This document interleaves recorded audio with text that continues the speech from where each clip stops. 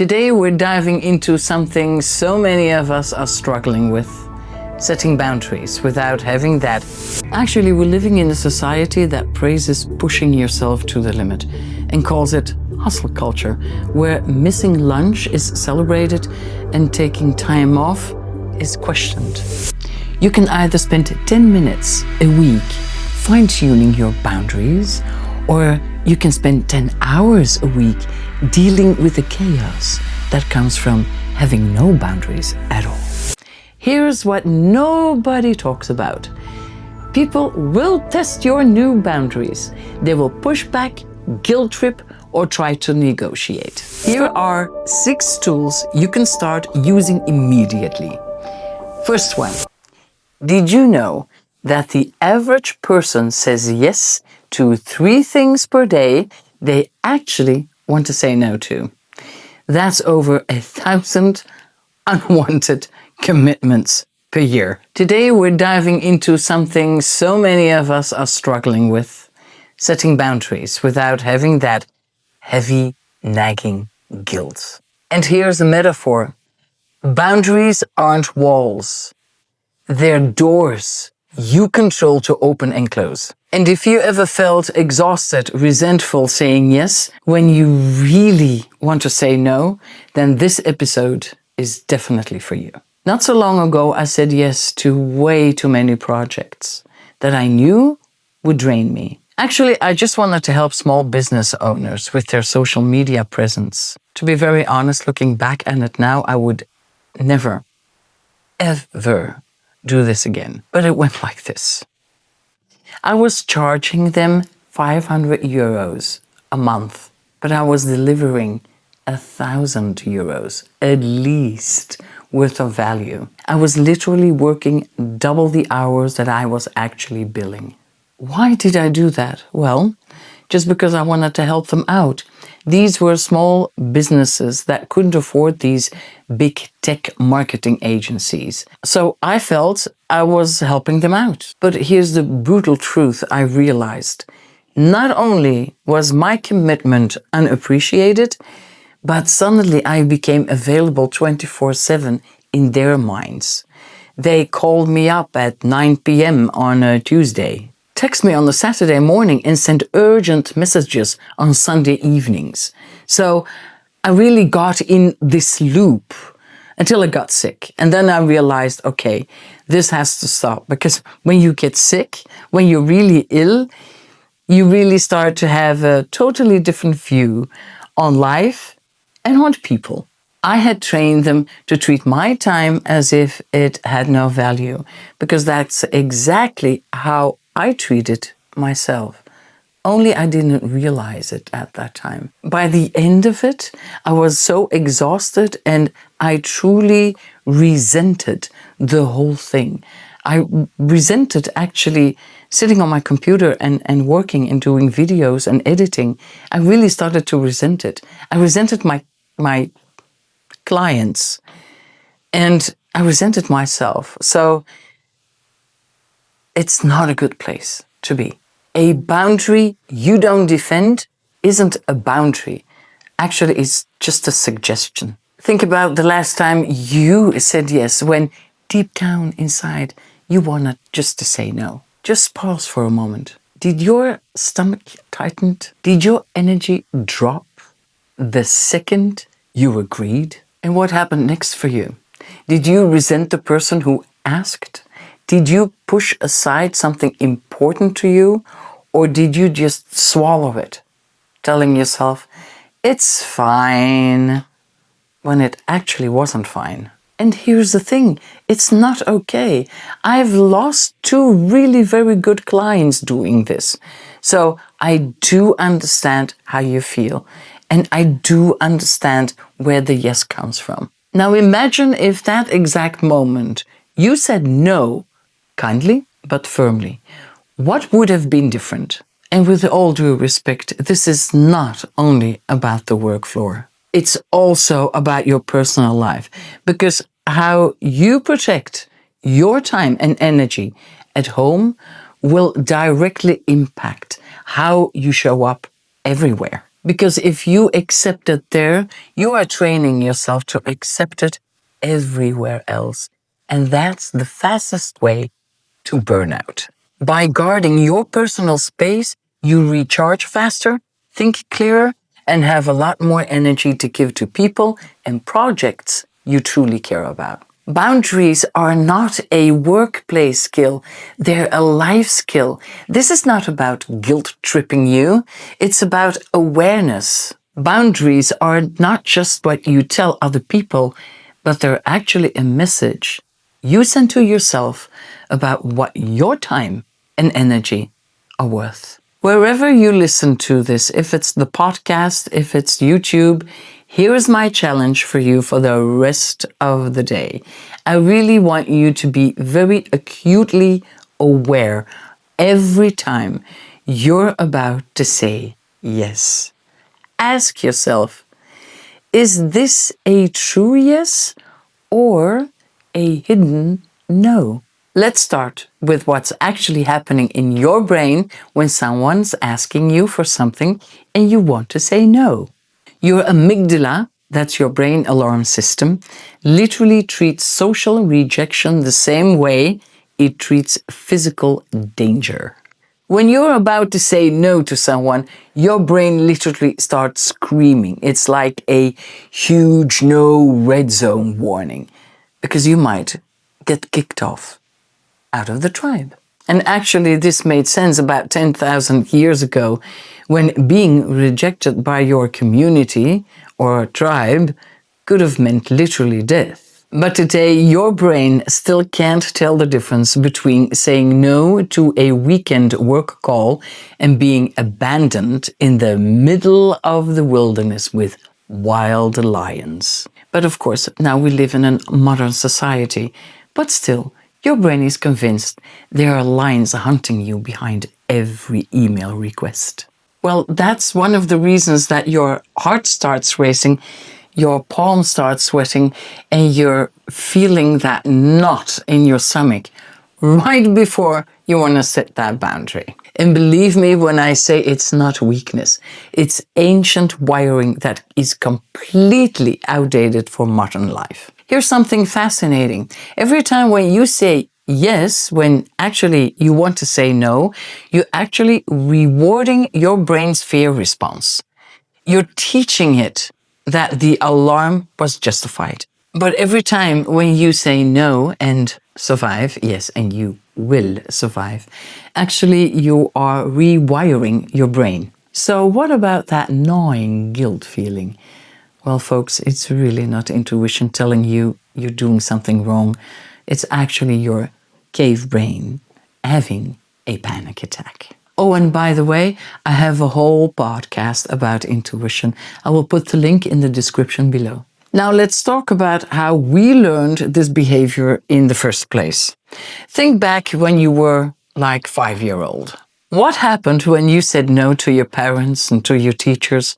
Most of us learned very early on that no equals trouble. We were taught that good children are compliant children. Don't be selfish. Think about others. Be helpful. Especially don't cause problems. These aren't bad values, but we internalized them in a way that made our own needs invisible. We learned that taking care of ourselves was somehow wrong. And here is where it gets really interesting.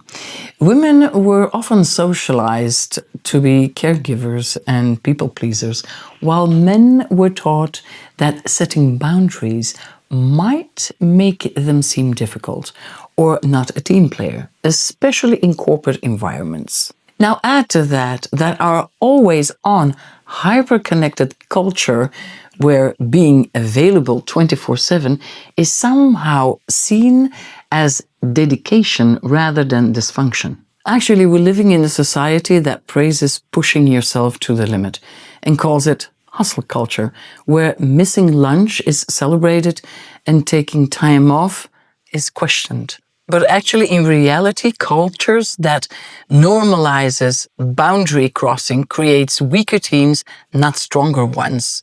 When everyone is constantly drained, nobody performs at their best. Not all guilt is created equal. There is a massive difference between healthy guilt and toxic guilt. And learning to tell them apart will really change your look on saying no instead of yes. Healthy guilt shows up when you actually done something that is in conflict with your own values.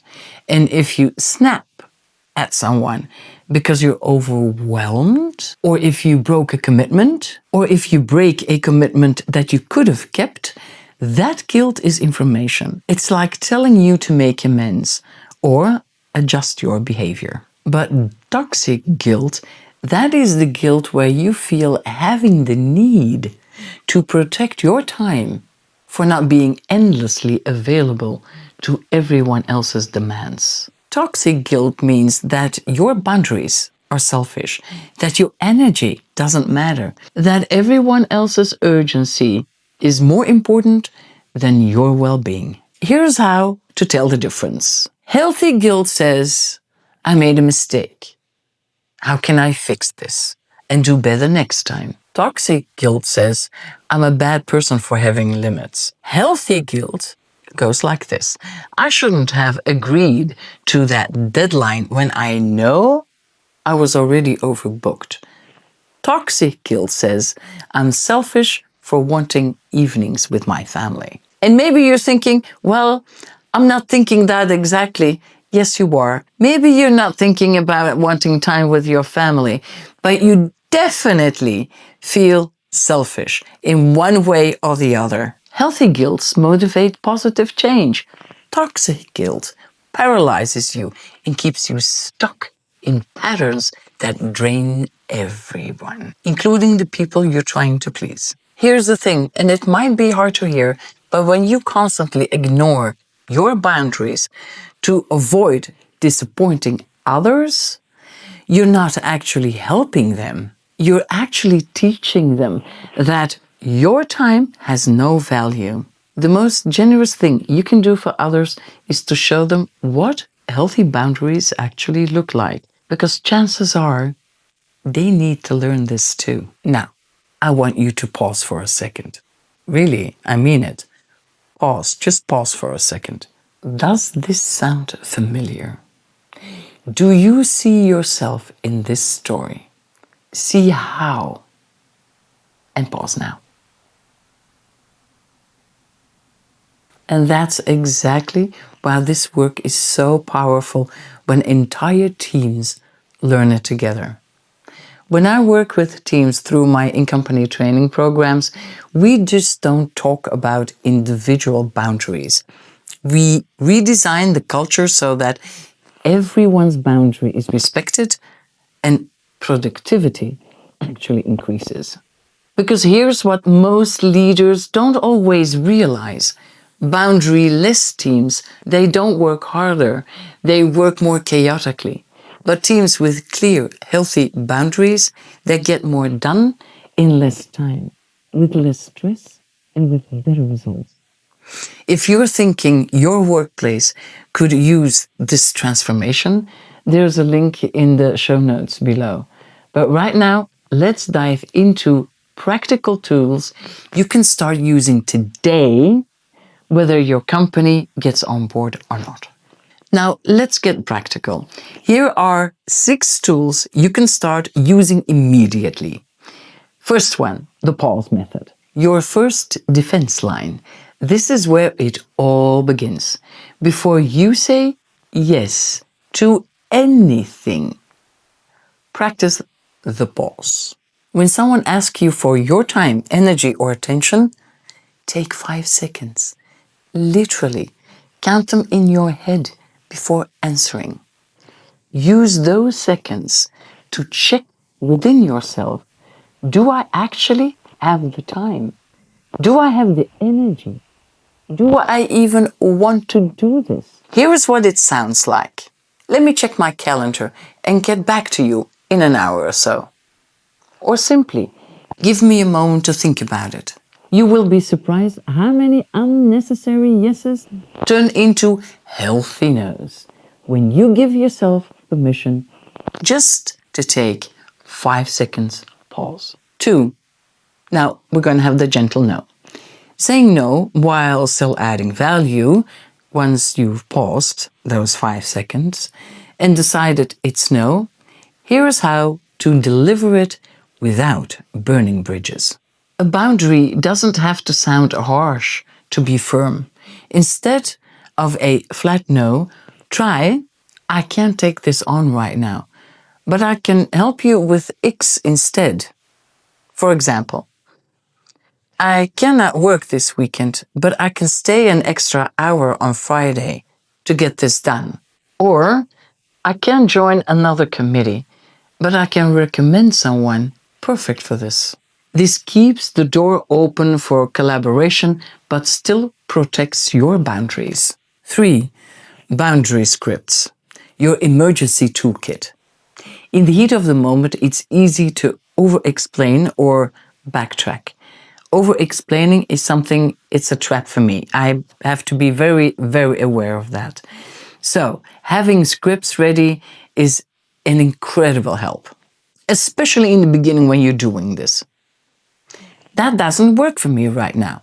I'm not able to commit to that at the moment. But let me think about it and get back to you. And then you give a specific time. I have a policy not checking emails after 7 p.m. and working on weekends, taking calls during family time. These phrases are short, clear, and don't invite debate. Remember, the more you explain, the more people think they can negotiate. 4. Energy mapping. This is about protecting your peak hours. Not all hours in your day are created equal. You have windows where your energy, focus, and creativity are really at their peak. Map this out. When are you at your sharpest? When do you crash? I'm serious about this. Just don't think about it in your head. Actually write it down. Track your energy for 1 week and you will be amazed at the patterns you discover about yourself. Maybe your creative powerhouse is from 6 until 9 a.m., but burn out like a zombie after 3 p.m. Maybe you get that second energy boost at 7 p.m.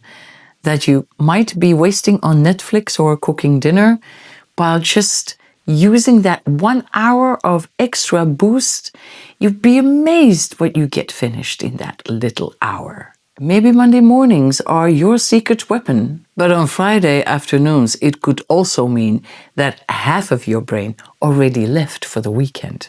Once you start seeing these patterns clearly, you can start designing your schedule around your natural rhythms instead of fighting against it. When your peak focus time is between, let's say, 9 and 11, guard it, please, guard it. No meetings, no calls, no quick questions. That's when you do the most important work in half the time. Your energy is the most valuable resource we all have. Allocate it carefully. Now we have 5. The pushback protocol. When people test your boundaries, and believe me, they will. Here's what nobody talks about. People will test your new boundaries. They will push back, guilt trip, or try to negotiate. First pushback, restate your boundaries calmly. Second pushback, I understand this is frustrating, but my answer is still no. Third pushback, I've given you my answer. Continuing to ask won't change it. Stay calm. Stay consistent and remember, you're not being mean, you're being clear. And now we have number 6, weekly boundary audit. I need you every Sunday to spend 10 minutes reviewing. Where did my boundaries hold this week? Where did I slip? This isn't about self-judgment. It's about patterns recognition. Maybe you always cave the last-minute request from certain people. Maybe your energy crashes every Wednesday because you're not protecting Tuesday evenings. When you spot patterns, You can prepare better scripts and stronger strategies. I know. Some of you are thinking, this sounds really like a lot of work. Okay, you're right, it is at first. But here's what I wish someone told me years ago.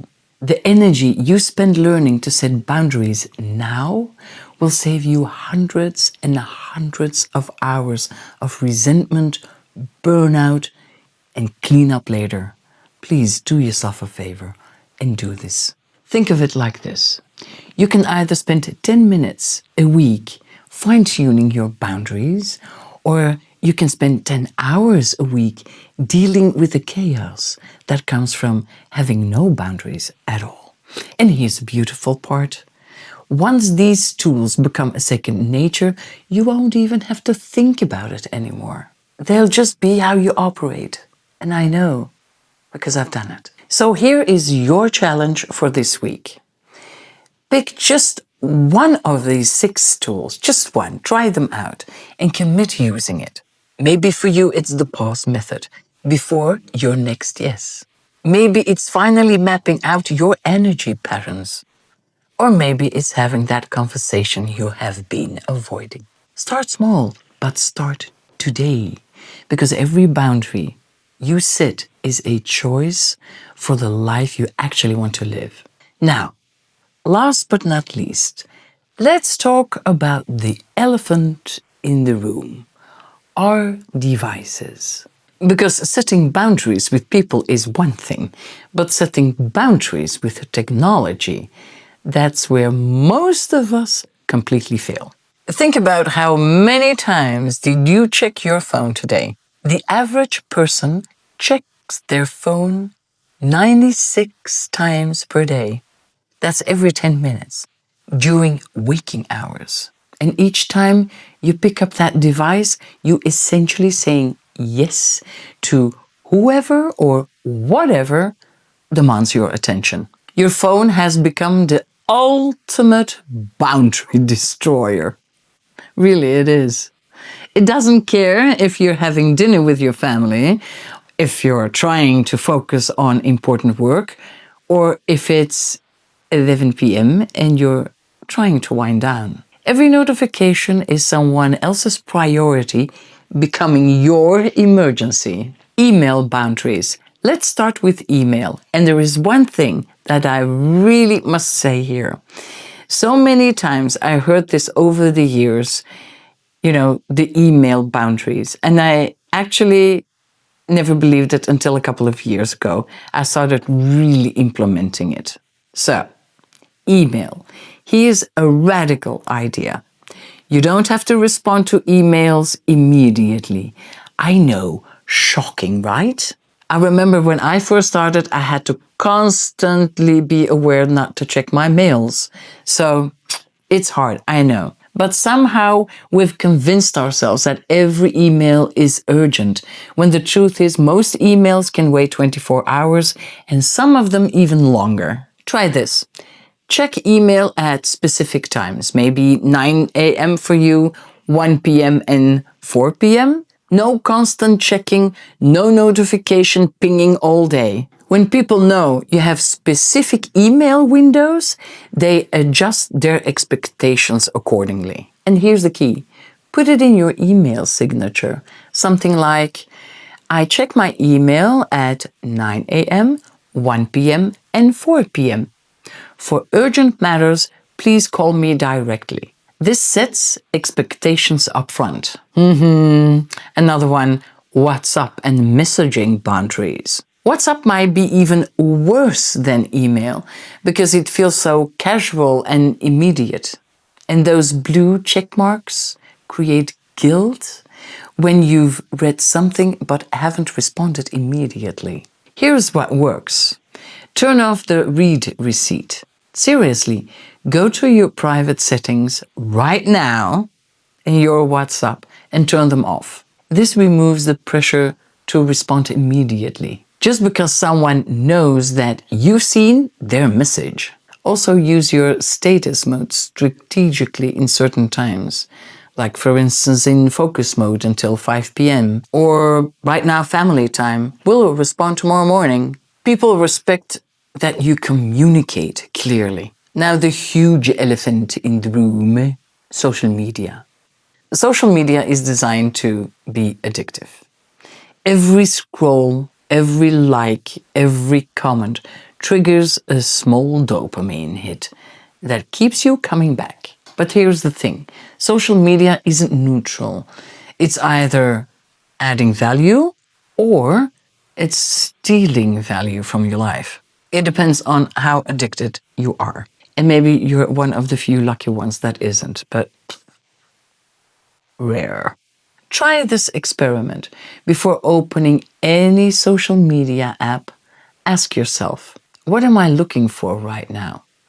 Is the answer, I'm bored, or I don't know, close the app. Only engage when you have a specific purpose. And I will give you a little example of my own. I've got 3 apps on my device, on my smartphone, that I use daily and also professionally, not only private. That's my TikTok account, that's my Instagram account, and that's my YouTube account, of course. But my YouTube account is mainly for listening to podcasts. I really binge listen podcasts on YouTube because they're so incredible valuable and they teach me all the time. When I'm in the car, when in the morning I'm getting ready, when many times when I'm walking the dogs, when I'm cooking, when I'm doing household chores. Why waste time when I can get some brain food? See what I mean? Only engage when you have a specific purpose. And here's something to think about. Do you really need all those social media apps on your phone? Facebook isn't on my phone anymore since a very long time. And that's for me. But maybe for you, it's another app that you think, well, I don't really need it. Maybe Instagram is something you check only during certain hours. Maybe LinkedIn stays for the whole week, work days. And maybe TikTok gets a little shoved to the back for the weekends. Anyway, just experiment. Now we have another thing. Do not disturb. Personally, this might be the most powerful digital boundary tool you're not using properly. Your do not disturb mode should be actually your best friend. Use it during focused work time, during meals, during conversations with people you care about, and definitely during your sleeping hours. Here's the advanced move. Customize it. That I did many years ago. When my phone is on silent, I don't get calls, messages, or notifications. And I keep the vibration mode always off. The only calls that come through are from my closest friends because I've added them to my emergency bypass list. And that will override the do not disturb. When you put the sound off, the only thing that does happen is it lights up, but I have like a booklet, so when I close it, I don't even see that either. And let me be very clear on this. The goal isn't to become unreachable. The goal is to become intentional reachable. You know, another thing, I hate it when I'm having dinner with people and they take their phone 3 times during a dinner date. For crying out loud. No, that's terrible. So I've installed that years ago and I love it. Boundaries aren't selfish. They're the highest form of self-respect. And when you respect yourself, others will too. So this week, I challenge you to set one clear boundary and keep it without over-explaining, without apologizing, and please, without guilt. And if you're listening and thinking, my team could really use this, remember the link is in the show notes below to learn more about my in-company trainings. Or if you want me as a speaker on your stage. Before I let you go, I want to invite you to join my email list. This isn't just another newsletter. It's where I share my insights, tools, and strategies that you won't find on my social media. It's actually the stuff that's too valuable to just post and forget. You will find the sign up link in the show notes below. And I'm not gonna spam you. You get 1 email per week. That's it. So, until next time, keep your boundaries strong and your heart open. The next podcast that I recommend to listen to or watch is the podcast about our intuition. A very good one. Maybe something for you. It's somewhere here, so click it. We will see each other or hear each other next week.